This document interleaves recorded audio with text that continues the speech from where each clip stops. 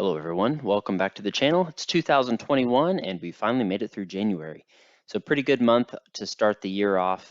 Made $6,619 of gross income, paid $1,100 in taxes, $1,500 in the 401k. So my game plan is to definitely max out the 401k this year. And also the HSA as well. So paid $330 into the employee stock purchase plan of my employers, and then took home $3,600 this month. So pretty good month overall. It's just a couple base paychecks, so nothing too crazy. For my wife, so remember she does not get paid in December, so yeah, she gets two paychecks in January. So she made $9,413, put $1,000 in taxes, $3,500 in her 403b, $721 in the HSA, and then $300 in insurance, leaving her with $3,825 in take-home pay. Then both of the tenants this month paid rent on time. One lady pays a little bit late every once in a while and pays the late fees, and then the other lady like never pays late. So just made the base for rent 2,275, and then yeah, another kind of a weird month like it was in March of 2020. We got another $1,200 in stimulus check again this month. Um, I, yeah, I mean, it was just direct deposited into our checkings account, which I'm assuming everybody below a certain income threshold is getting this money. But again, I mean, I guess I feel exactly the same as I did in March of 2020. I really don't think that my wife and I should be getting this money. We're 26 years old right now, and so with a net worth of 600 and something thousand dollars, and yeah, I just $1,200 doesn't really make too much of a difference for us. I'm grateful for it, yes, but I don't really think we need it. I think it could have went to another family that was maybe in a worse situation than what we were, maybe a family that has lost their job as part of COVID. But nevertheless, $1,200 was deposited into our account, so we'll count that as other income for the month. So gross income for the month was $19,508, and then took home $866 this month. So pretty decent overall, mostly because my wife made the double income this month. But any crazy milestones that we've hit? We're almost towards $1 million in gross income that we've made. And so it's almost been 10 years that we've been working. And yeah, so we're, I guess, right on pace for about 100,000. A lot of that does include the houses that I've sold in the past too. So, 60,000 here, 78,000 there, and that adds into the gross income. So we've probably actually, we're probably actually somewhere around 600,000. But yeah, so 857,000 in gross income if you count the sale of the real estate. But I've been kind of watching this. I've been hovering in between these two numbers, and I've never actually crossed the total gross income. So like comparing my net worth to what these two numbers are. This was kind of the first milestone, like getting my net worth above my total take-home pay. And then this has been the kind of the second goal. I've never really been able to cross the, getting my net worth above the total gross income. But we'll see as my investments compound if that'll eventually happen. But right now I'm a little bit far away, so may not happen within 2021. But jumping into net worth, so houses increased their 2% per month or 2% per year divided by 12. So just had their standard increases.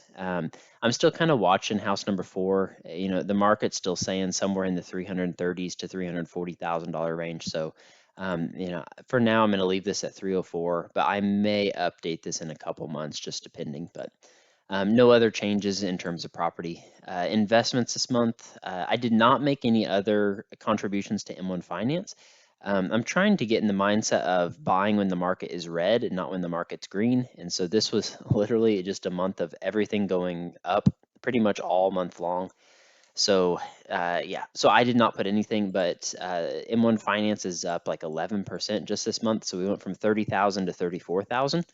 So it seems a little overvalued right now, honestly. So I'm going to hang tight, and we'll see what happens next month, and then I'll keep trickling in the cash that I have down here. For HSA, we went up about $3,300 this month. So we're up to 31,000. Same story with my 401k. It's up to 105,000 from 102,000. Then employee stock purchase plan. The reason it is up so much is I got my, I guess, second 25%, if that makes sense, of my vesting that my employer gave me 2 years ago. And so at this point, I'm 50% vested with all the shares that they've given me. So if I work there for another 2 years, I'll get the rest of the stock that they've I guess awarded to me or promised me. I don't know. So that was like $6,000 this month, and then the rest is just employee stock purchase plan. So that's why it's up from 13 to 21, and our stock prices is up quite a bit as well. So, but nothing too crazy. For my wife's 403b, she's up about $4,500. So hers is really doing well. But overall, I mean, just I don't know how many months in a row I can possibly say this, but just another crazy month in terms of the stock market, up $22,000 or another a little over 10, I guess about 10% this month, which again, I don't see how that's sustainable for the long term to go up 10% every single month, but I'm just gonna keep executing my plan and buying stock no matter what happens. So for debts, I made all minimum payments. You can see the balances here. Nothing too crazy happened there. For checkings account, saved a little bit this month. Nothing too crazy. Yeah, so we'll probably transfer more money next month into the M1 Finance account, but yeah, just saved about $400 this month. For rental checkings account, it is up about $1,000 compared to last month. So pretty steadily, it seems to be going up about $1,000 per month. I will probably wait until right now we're in the dead of winter, and so it's not super convenient to put a new roof on the house. But house number 5 here will probably need a new roof. It probably could go another 3 to 4 years, but I'm going to go ahead and replace it and put a metal roof on there. It's probably going to cost me like $9,000, so it's pretty much going to deplete my rental checkings account. But I'll probably wait until March or April when the weather here gets a little bit better, in the 50s and 60 degrees to do that. So the roof is fine for now; it's not leaking or anything. But I want to be proactive and get it replaced before it becomes a problem and damages inside the house. So that's going to be coming here in the next few months. But pretty quick update today. Nothing really crazy happened this month. Just working, putting money in my 401k, my wife's 403b, the HSA account, making the minimum payments on the 30-year fixed rate mortgages that we have. And that's really about it. So I've started the new job as of, I guess, 2 months ago, month and a half ago, and things are going good. I'm getting people hired. I've got maybe 6 of my 12 position filled so far. So things are going good. I'm in the office at this point, and it's pretty good work-life balance, especially compared to my old job. I don't think I ever really said in an update, but I was salary at like 73,000, and I was working. Some days I was sleeping at work on the floor and working 16 to 18 hours a day, and so things were just getting a little bit crazy. I had the largest. The client at the site, and so I was representing some of the clients that my site had. I had the largest client, manufacturing COVID vaccines. So things were absolutely crazy. Joining calls at 2 in the morning, 3 in the morning, and then sometimes dealing with issues at 11, 12 o'clock at night. So just made for really long days. It was remote work when I was at that position. So I was kind of just confined to my office, which I like this a lot better. This site is like 6 minutes away from my house. So the drive is super close, and it's just quite a bit smaller, and it's a pretty good vibe. So I'm pretty happy with that. The work-life balance is a lot better. The pay is a lot better. So all in all, I'm pretty happy so far. So, but to end out January 2021, net worth went up a little over $30,000 this month. Just absolutely crazy. So off to a really good start. If I can keep this pace, which I don't know how that's humanly possible unless the stock market just goes insane this whole year, I may hit millionaire status by the end of 2021. 11 more months, and so if I do 11 times $30,000 a month, that's 330,000. So that would put me at 1,000,000.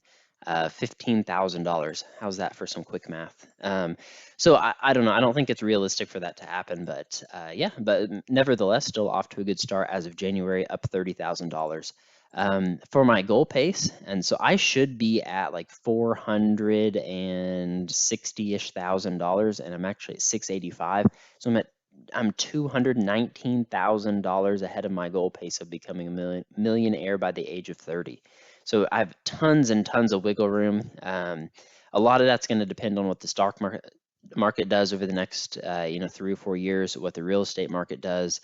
But right now I've got a ton of breathing room. I think I'm just going to keep doing what I'm doing. It's not super exciting, but the proof is in the pudding. And yeah, just keep going to work, keep putting money in my 401k, keep paying down debts, keep saving up in cash, keep buying real estate, and yeah, hopefully this number just keeps growing. So yeah, to end out January 2021, net worth of $685,000 and about $219,000 ahead of my goal pace of becoming a millionaire by the age of 30. So thank you all for watching the video. Be sure to like, comment, subscribe. Last month's and next month's videos are on the screen now. And as always, if you have any questions, comments, things that you'd like to see in future videos, just comment them down below.